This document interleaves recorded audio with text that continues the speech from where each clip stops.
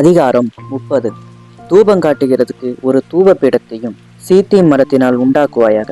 அது ஒரு முழ நீளமும் ஒரு முழ அகலமுமான சதுரமும் 2 முழ உயரவுமாய் இருக்க வேண்டும். அதன் கொம்புகள் அதனோட ஏகமாய் இருக்க வேண்டும். அதன் மேற்புறத்தையும் சுற்றுப்புறத்தையும் அதன் கொம்புகளையும் பசும்பொன் தகட்டால் மூடி சுற்றிலும் அதற்கு பொன் திறனையை உண்டு பண்ணி அந்த திறனையின் கீழே அதன் 2 பக்கங்களிலும் அதை சுமக்கும் தண்டுகளின் இடங்களாகிய அதன் 2 பக்கத்து 2 மூலைகளிலும் 2 பொன் வளையங்களை உண்டாக்குவாக. அந்த தண்டுகளையும் சீத்தி மரத்தால் பண்ணி அவைகளையும் பொன் தகட்டால் மூடக்கடவாய். சாட்சி பெட்டிக்கு முன்னிருக்கும் திரைச்சிலைக்கும் நான் உன்னை சந்திக்கும் இடமாகிய சாட்சி சந்நிதியின் மேலுள்ள கிருபாசனத்துக்கு முன்பாக அதை வைக்க கடவாய். ஆரோன் காலைதோறும் அதன் மேல் சுகந்த தூபம் காட்ட வேண்டும். மாலையில் விளக்கேற்றும் போது அதன் மேல் தூபம் காட்ட கடவன். விளக்குகளை விளக்கும் போதும் அதன் மேல் தூபம் காட்ட வேண்டும். உங்கள் தலைமுறை தோறும் கர்த்தருடைய சந்நிதியில் காட்ட வேண்டிய நித்திய தூபம் இதுவே.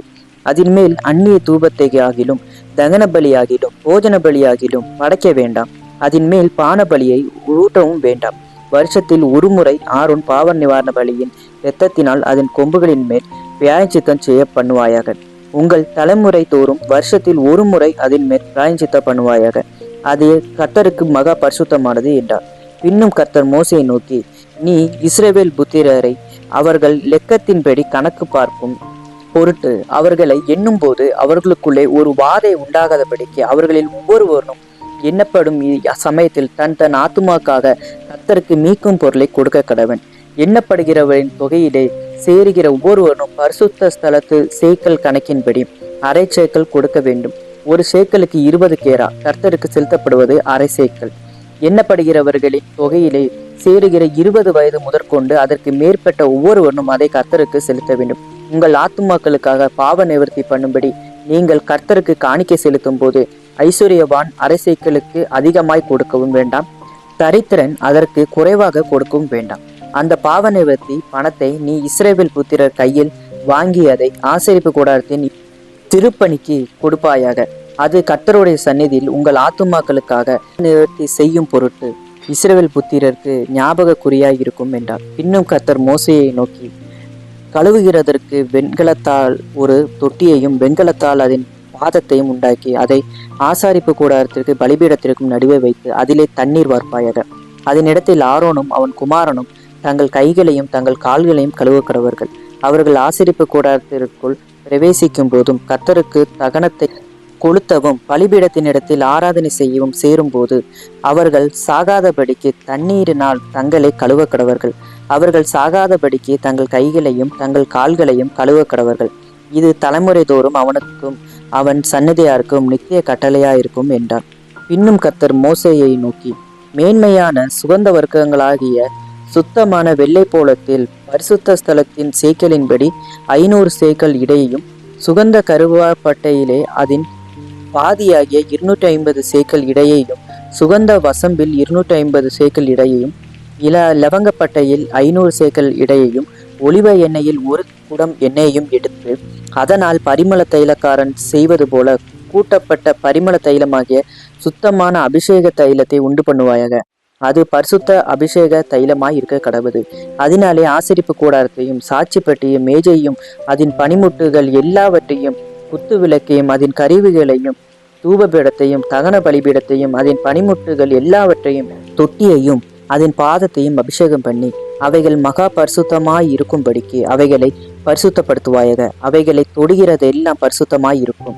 ஆரோனும் அவன் குமாரனும் எனக்கு ஆசாரிய ஊழியம் செய்யும்படிக்கு நீ அவர்களை அபிஷேகம் பண்ணி அவர்களை பரிசுத்தப்படுத்துவாயாக. இஸ்ரவேல் புத்திரோடு நீ பேசி சொல்ல வேண்டியதாவது, உங்கள் தலைமுறை தோறும் இது எனக்குரிய பரிசுத்த அபிஷேக தைலமாய் இருக்க வேண்டும். இது மனிதருடைய சரீரத்தின் மேல் வார்க்கப்படலாகாது.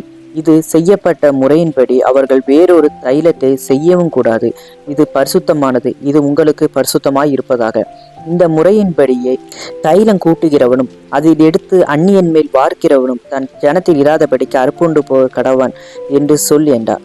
இன்னும் கர்த்தர் மோசையை நோக்கி, சுத்த வெள்ளை போலமும் குங்கிலியமும் அல்பான் பிசினுமாகிய கந்த வர்க்கங்களையும் சுத்தமான சாம்பிராணியத்தையும் நீ சம நிறைவாக எடுத்து தைலக்காரன் செய்கிறது போல அதற்கு பரிமள துப்புரவான பரிசுத்த தூவ வர்க்கமாக்கி அதில் கொஞ்சம் எடுத்து பொடியாக இடித்து நான் உன்னை சந்திக்கும் ஆசரிப்பு கூடாரத்தில் இருக்கும் சாட்சி சந்நிதியில் வைப்பாயாக.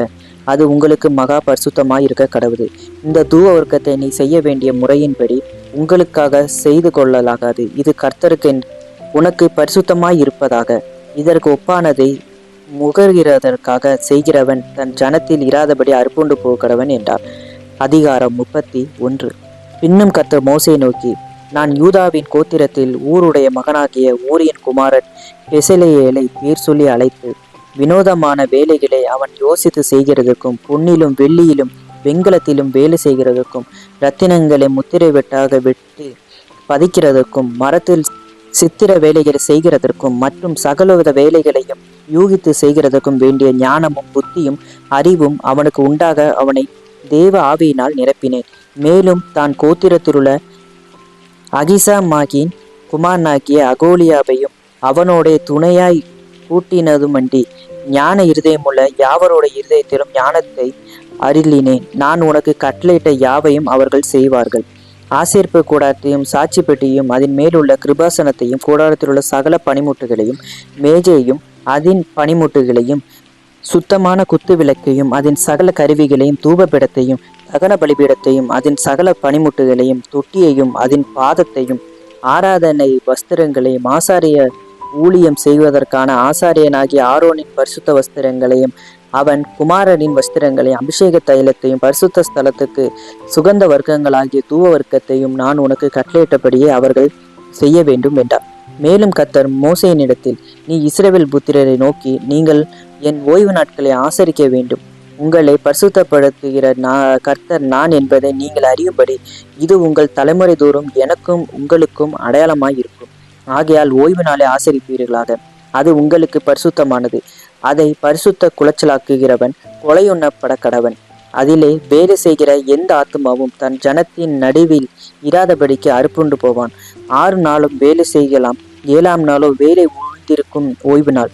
அது கர்த்தருக்கு பரிசுத்தமானது. ஓய்வு நாளில் வேலை செய்கிறவன் எவனும் கொலை செய்யப்பட வேண்டும். ஆகையால் இஸ்ரவேல் புத்திரர் தங்கள் தலைமுறை தோறும் ஓய்வு நாளை நித்திய உடன்படிக்கையாக ஆசரிக்கும்படி அதை கை கொள்ள கடவர்கள். அது என்றென்றைக்கும் எனக்கும் இஸ்ரவேல் புத்திரருக்கும் அடையாளமாய் இருக்கும். 6 நாளைக்குள்ளே கர்த்தர் வானத்தையும் பூமியை உண்டாக்கி 7ஆம் நாளில் ஓய்ந்திருந்தது பூரித்தார் என்றார். சீனாய் மலையில் அவர் மோசையோட பேசி முடித்த பின் தேவனுடைய விரலினால் எழுதப்பட்ட கற்பலகையாகிய சாட்சியின் 2 பலகைகளை அவனிடத்தில் கொடுத்தார். அதிகாரம் 32. மோசே மலையிலிருந்து இறங்கி வர தாமதிக்கிறதை ஜனங்கள் கண்டபோது அவர்கள் ஆரோனிடத்தில் கூட்டங்கூடி அவனை நோக்கி, எகிப்து தேசத்திலிருந்து எங்களை அழைத்து கொண்டு வந்த அந்த மோசேக்கு என்ன சம்பவித்ததோ அறியும். ஆதலால் நீர் எழுந்து எங்களுக்கு முன் செல்லும், தெய்வங்களை எங்களுக்காக உண்டு பண்ணும் என்றார்கள். அதற்கு ஆரோன், உங்கள் மனைவிகள் குமாரர் குமார்த்திகளுடைய காதுகளில் இருக்கிற பொன்னணிகளை கலட்டி என்னிடத்தில் கொண்டு வாருங்கள் என்றார். ஜனங்கள் எல்லாரும் தங்கள் காதுகளில் இருந்த பொன்னணிகளை கலட்டி ஆரோனிடத்தில் கொண்டு வந்தார்கள். அவர்கள் கையிலிருந்து அவன் அந்த பொன்னை வாங்கி சிற்ப கருவியினால் கருப்பிடித்து ஒரு கன்றுக்குட்டியை வார்ப்பித்தான். அப்போது அவர்கள், இஸ்ரவேலரை, உங்களை எகிப்து தேசத்தில் இருந்து அழைத்து கொண்டு வந்த உங்கள் தெய்வங்கள் இவைகளே என்றார்கள். ஆரோன் அதை பார்த்து அதற்கு முன்பாக ஒரு பலிபீடத்தை கட்டி நாளைக்கு கர்த்தருக்கு பண்டிகை என்று கூறினார். மறுநாள் அவர்கள் அதிகாலையில் இருந்து சர்வாங்க தகன பலிகளை இட்டு சமாதான பலிகளை செலுத்தினார்கள். பின்பு ஜனங்கள் புசிக்கவும் குடிக்கவும் உட்கார்ந்து விளையாட எழுந்தார்கள். அப்பொழுது கர்த்தர் மோசேயை நோக்கி, நீ இறங்கி போ, எகிப்து தேசத்திலிருந்து நீ நடத்தி கொண்டு வந்த உன் ஜனங்கள் தங்களை கெடுத்து கொண்டார்கள். அவர்களுக்கு நான் விதித்த வழியை அவர்கள் சீக்கிரமாய் விட்டு விலகினார்கள். அவர்கள் தங்களுக்கு ஒரு கன்றுக்குட்டியை வார்ப்பித்து அதை பணிந்து கொண்டு அதற்கு பலியிட்டு, இஸ்ரவேலரை, உங்களை எகிப்து தேசத்திலிருந்து அழைத்து கொண்டு வந்த உங்கள் தெய்வங்கள் இவைகளே என்று சொன்னார்கள் என்றார். இன்னும் கர்த்தர் மோசேயை நோக்கி, இந்த ஜனங்களை பார்த்தேன், இவர்கள் வணங்கா கழுத்துள்ள ஜனங்கள். ஆகையால் என் கோபம் இவர்கள் மேல் மூலவும் நான் இவர்களை அழித்து போடவும் நீ என்னை விட்டுவிடு, உன்னை ஒரு பெரிய ஜாதியாக்குவேன் என்றார். மோசே தன் தேவனாகிய கர்த்தரை நோக்கி, கர்த்தாவே, தேவரீர் மகா பலத்தினாலும் வல்லமையுள்ள கையினாலும் எகிப்து தேசத்திலிருந்து புறப்பட பண்ணின உம்முடைய ஜனங்களுக்கு விரோதமாக உம்முடைய கோபம் பற்றி எரிவதென்ன? மலைகளில் அவர்களை கொண்டு போடவும் பூமியின் மேல் இராதபடிக்கு அவர்களை நிர்மூலமாக்கவும் அவர்களுக்கு தீங்கு செய்யும் பொருட்டே அவர்களை புறப்பட பண்ணினீர் என்று எகிப்தியர் சொல்லுவானேன். உம்முடைய கோபத்தின் உக்கிரத்தை விட்டு திரும்பி உமது ஜனங்களுக்கு தீங்கு செய்யாதபடிக்கு அவர்கள் மேல் பரிதாபம் கொள்ளும். உமது தாசனாகிய ஆபிரகாமை ஈசாக்கையும் இஸ்ரவேலையும் நினைத்தருளும். உங்கள் சந்நிதியை வானத்து நட்சத்திரங்களைப் போல பெருக பண்ணி நான் சொன்ன இந்த தேசம் முழுவதையும் உங்கள் சந்நிதியார் என்றைக்கும் சுதந்திரித்து கொள்ளும்படிக்கு அவர்களுக்கு கொடுப்பேன் என்று உம்மை கொண்டே அவர்களுக்கு ஆணையிட்டு சொன்னீரே என்று கெஞ்சி பிரார்த்தித்தான். அப்பொழுது கர்த்தர் தமது ஜனங்களுக்கு செய்ய நினைத்த தீங்கை செய்யாதபடிக்கு பரிதாபம் கொண்டார். பின்பு மோசே மலையிலிருந்து இறங்கினான். சாட்சி பலகைகள் இரண்டும் அவன் கையில் இருந்தது. அந்த பலகைகள் இருபுறமும் எழுதப்பட்டிருந்தது. அவைகள் இந்த பக்கத்திலும் அந்த பக்கத்திலும் எழுதப்பட்டிருந்தது. அந்த பலகைகள் தேவனால் செய்யப்பட்டதாயும் அவைகளிலே பதிந்த எழுத்து தேவனால் எழுதப்பட்ட எழுத்துமாயிருந்தது. ஜனங்கள் ஆரவாரம் பண்ணுகிறதை யோசுவா கேட்டு மோசையை நோக்கி, பாளையத்தில் யுத்தத்தின் இரைச்சல் உண்டாயிருக்கிறது என்ன? அதற்கு மோசே, அது ஜெயதோனியாகிய சத்தமும் அல்ல, அபஜெயதோனியாகிய சத்தமும் அல்ல, பாடலின் சத்தம் எனக்கு கேட்கிறது என்றான். அவன் பாளையத்துக்கு சமீபித்து அந்த கண்டுகுட்டியும் நடனத்தையும் கண்டபோது மோசே கோபம் உண்டவனாகி தன் கையிலே இருந்த பலகைகளை மலையின் அடியிலே எரிந்து உடைத்து போட்டு அவர்கள் உண்டு பண்ணின கண்டுகுட்டியை எடுத்து அக்கினியில் சுட்டெரித்து அதை பொடியாக அரைத்து தண்ணீரின் மேல் தூவி அதை இஸ்ரவேல் புத்திரர் குடிக்கும்படி கொடுத்தான். பின்பு மோசே ஆரோனை நோக்கி, நீ இந்த ஜனங்களின் மேல் இந்த பெரும் பாதகத்தை சுமத்துகிறதுக்கு இவர்கள் உனக்கு என்ன செய்தார்கள் என்றான். அதற்கு ஆரோன், என் ஆண்டவனுக்கு கோபம் மூளாதிருப்பதாக, இது பொல்லாத ஜனம் என்று நீர் அறிந்திருக்கிறீர். இவர்கள் என்னை நோக்கி, எங்களுக்கு முன் செல்லும் தெய்வங்களை எங்களுக்கு உண்டு பண்ணும், எகிப்து தேசத்திலிருந்து எங்களை அழைத்து கொண்டு வந்து அந்த மோசைக்கு என்ன சம்பவித்ததோ அறியோம் என்றார்கள்.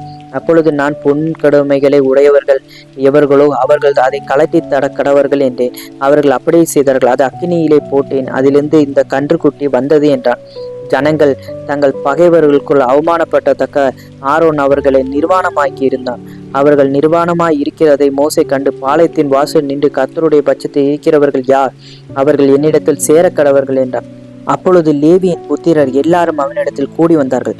அவன் அவர்களை நோக்கி, உங்களில் ஒவ்வொருவனும் தன் பட்டயத்தை தன் அறையிலே கட்டி கொண்டு பாளையம் எங்கும் உள்ளும் புறம்பு வாசலுக்கு வாசல் போய் ஒவ்வொருவனும் தன் தன் சகோதரனையும் ஒவ்வொருவனும் தன் தன் சிநேகிதனையும் ஒவ்வொருவனும் தன் தன் அயலானையும் கொண்டு போட கடவன் இஸ்ரவேலின் தேவனாகிய கர்த்தர் சொல்லுகிறார் என்றார். லேவியின் புத்திரர் மோசே சொன்னபடியே செய்தார்கள். அந்நாளில் ஜனங்களில் ஏறக்குறைய 3000 பேர் விழுந்தார்கள். கர்த்தர் இன்றைக்கு உங்களுக்கு ஆசீர்வாதம் அளிக்கும்படி இன்றைக்கு நீங்கள் அவனவன் தன் தன் மகனுக்கும் சகோதரனுக்கும் விரோதமாயிருக்கிற இதனால் கர்த்தருக்கு உங்களை பிரதிஷ்டை பண்ணுங்கள் என்று மோசே சொல்லி இருந்தான். மறுநாளில் மோசே ஜனங்களை நோக்கி, நீங்கள் மகா பெரிய பாவம் செய்தீர்கள், உங்களுக்காக பாவ நிறுத்தி செய்யக்கூடுமோ என்று அறிய இப்பொழுது நான் கர்த்தரிடத்துக்கு ஏறி போகிறேன் என்றான். அப்படியே மோசே கர்த்தரிடத்துக்கு திரும்பி போய், ஐயோ, இந்த ஜனங்கள் பொன்னினால் தங்களுக்கு தெய்வங்களை உண்டாக்கி மகா பெரிய பாவம் செய்திருக்கிறார்கள். ஆகிலும் தேவரீர் அவர்கள் பாவத்தை மன்னித்தருவீரானால் மன்னித்தருளும், இல்லாவிட்டால் நீர் எழுதின உம்முடைய புஸ்தகத்தில் இருந்து என் பெயரை கிறுக்கி போடும் என்றான். அப்பொழுது கர்த்தர் மோசே நோக்கி, எனக்கு விரோதமாய் பாவம் செய்தவன் எவனோ அவன் பேரை என் புத்தகத்திலிருந்து கிறுக்கி போடுவேன். இப்பொழுது நீ போய் நான் உனக்கு சொன்ன இடத்துக்கு ஜனங்களை அழைத்து கொண்டு போ. என் தூதனானவர் உனக்கு முன் செல்லுவார். ஆகிலும் நான் விசாரிக்கும் நாளில் அவர்களுடைய பாவத்தை அவர்களிடத்தில் விசாரிப்பேன் என்றார். ஆரோன் செய்த கண்டுகுட்டிய ஜனங்கள் செய்வித்ததின் நிமித்தம் கர்த்தர் அவர்களை உபாதித்தார். அதிகாரம் 33. கர்த்தர் மோசையை நோக்கி, நீயும் எகிப்து தேசத்திலிருந்து நீ அழைத்து கொண்டு வந்த ஜனங்களும் இவ்விடத்தை விட்டு புறப்பட்டு உன் சந்நிதிக்கு கொடுப்பேன் என்று நான் ஆபிரகாமுக்கும் ஈசாக்குக்கும் யாக்கோபுக்கும் ஆணையிட்டு கொடுத்த பாலும் தேனும் ஓடுகிற தேசத்துக்கு போங்கள். நான் ஒரு தூதனை உங்களுக்கு முன்பாக அனுப்பி கானானியனையும் ஏமோரியனையும் ஏத்தியனையும் பெரிசியனையும் ஏபியனையும் எபூசியனையும் துரத்தி விடுவேன். ஆனாலும் வழியிலே நான் உங்களை நிர்மூலம் பண்ணாதபடிக்கு நான் உங்கள் நடுவே செல்ல மாட்டேன். நீங்கள் வணங்கா கழுத்துள்ள ஜனங்கள் என்றார். துக்கமான இவ்வார்த்தைகளை ஜனங்கள் கேட்டபோது ஒருவரும் தங்கள் ஆபரணங்களை போட்டுக்கொள்ளாமல் துக்கித்து கொண்டு இருந்தார்கள். ஏனென்றால் நீங்கள் வணங்கா கழுத்துள்ள ஜனங்கள், நான் ஒரு நிமிஷத்தில் உங்கள் நடுவில் எழும்பி உங்கள் நிர்மூலமாக்குவேன். ஆகையால் நீங்கள் போட்டி இருக்கிற உங்கள் ஆபரணங்களை கலட்டி போடுங்கள். அப்பொழுது நான் உங்களுக்கு செய்ய வேண்டியதை அறிவேன் என்று இஸ்ரவேல் புத்திரருக்கு சொல் என்று கர்த்தர் மோசையோட சொல்லியிருந்தார். ஆகையால் இஸ்ரவேல் புத்திரர் ஒரே மலையில் அருகே தங்கள் ஆபரணங்களை கலட்டி போட்டார்கள். மோசே கூடாரத்தை பெயர்த்து அதை பாளையத்துக்கு புறம்பே தூரத்திலே போட்டு அதற்கு ஆசரிப்பு கூடாரம் என்று பெயரிட்டான். கர்த்தரை தேடும் யாவரும் பாளையத்துக்கு புறம்பான ஆசரிப்பு கூடாரத்திற்கு போவார்கள். மோசே கூடாரத்துக்கு போகும்போது ஜனங்கள் எல்லாரும் எழுந்திருந்து தங்கள் தங்கள் கூடார வாசலில் நின்று கொண்டு அவன் கூடாரத்துக்குள் பிரவேசிக்கும் மட்டும் அவன் பின்னே பார்த்து கொண்டிருந்தார்கள். மோசே கூடாரத்துக்குள் பிரவேசிக்கையில் மேகஸ்தம்பம் இறங்கி கூடார வாசலில் நின்றது. கர்த்தர் மோசையோட பேசினார். ஜனங்கள் எல்லாரும் மேகஸ்தம்பம் கூடார வாசலில் நிற்க கண்டார்கள். ஜனங்கள் எல்லாரும் எழுந்திருந்து தங்கள் தங்கள் கூடார வாசலில் பணிந்து கொண்டார்கள். ஒருவன் தன் சிநேகிதனோட பேசுவது போல கர்த்தர் மோசையோட முகமுகமாய் பேசினார். பின்பு அவன் பாளையத்துக்கு திரும்பினான். நூனின் குமாரனாகிய யோசுவா என்னும் அவனுடைய பணிவிடைக்காரனாகிய வாலிபன் ஆசாரிப்பு கூடாரத்தை விட்டு பிரியாதிருந்தான். மோசே கர்த்தரை நோக்கி, தேவரீர் இந்த ஜனங்களை அழைத்து கொண்டு போ என்று சொன்னி, ஆகிலும் என்னோட கூட இன்னாரை அனுப்ப வேண்டும் என்பதை எனக்கு நீர் அறிவித்ததில்லை. என்றாலும் உன்னை பேர் சொல்லி அழைத்து அறிந்திருக்கிறேன் என்றும் என் கண்களில் உனக்கு கிருபை கிடைத்தது என்றும் தேவரீர் சொன்னது உண்டு. உம்முடைய கண்களில் இப்பொழுது எனக்கு கிருபை கிடைத்ததானால் நான் உம்மை அறிவதற்கும் உம்முடைய கண்களில் எனக்கு கிருபை கிடைப்பதற்கும் உம்முடைய வழியை எனக்கு அறிவியும். இந்த ஜாதி உம்முடைய ஜனம் என்று நினைத்தருளும் என்றார். அதற்கு அவர், என் சமூகம் உனக்கு முன்பாக செல்லும், நான் உனக்கு இளைப்பாறுதல் தருவேன் என்றார். அப்பொழுது அவன் அவரை நோக்கி, உம்முடைய சமூகம் என்னோட கூட செல்லாமற் போனால் எங்களை இவ்விடத்திலிருந்து கொண்டு போகாதிரும். எனக்கும் உமது ஜனங்களுக்கும் உம்முடைய கண்களிலே கிருபை கிடைத்ததென்பது எதினால் அறியப்படும்? நீர் எங்களோட வருவதினால் அல்லவா? இப்படியே பூமியின் மேலுள்ள ஜனங்கள் எல்லாரிலும் நானும் உம்முடைய ஜனங்களும் விசேஷித்தவர்கள் என்று விளங்கும் என்றார். அப்பொழுது கர்த்தர் மோசேயை நோக்கி, நீ சொன்ன இந்த வார்த்தையின்படியே செய்வேன். என் கண்களில் உனக்கு கிருபை கிடைத்தது, உன்னை பேர் சொல்லி அழைத்து அறிந்திருக்கிறேன் என்றார். அப்பொழுது அவன், உம்முடைய மகிமையை எனக்கு காண்பித்தருளும் என்றார். அதற்கு அவர், என்னுடைய தயை எல்லாம் நான் உனக்கு முன்பாக கடந்து போக பண்ணி கர்த்தருடைய நாமத்தை உனக்கு முன்பாக கூறுவேன். எவன் மேல் கிருபையாய் இருக்க சித்தமாய் இருப்பேனோ அவன் மேல் கிருபையாய் இருப்பேன், எவன் மேல் இரக்கமாய் இருக்க சித்தமாய் இருப்பேனோ அவன் மேல் இரக்கமாய் இருப்பேன் என்று சொல்லி, நீ என் முகத்தை காண மாட்டாய், ஒரு மனுஷனும் என்னை கண்டு உயிரோடு இருக்கக்கூடாது என்றார். பின்னும் கர்த்தர், இதோ என் அண்டையிலே ஒரு இடம் உண்டு, நீ அங்கே கண்மலையில் நின்று என் மகிமை கடந்து போகும்போது நான் உன்னை அந்த கண்மலையின் வெடிப்பிலே வைத்து நான் கடந்து போகும் மட்டும் என் கரத்தினால் உன்னை மூடுவேன்.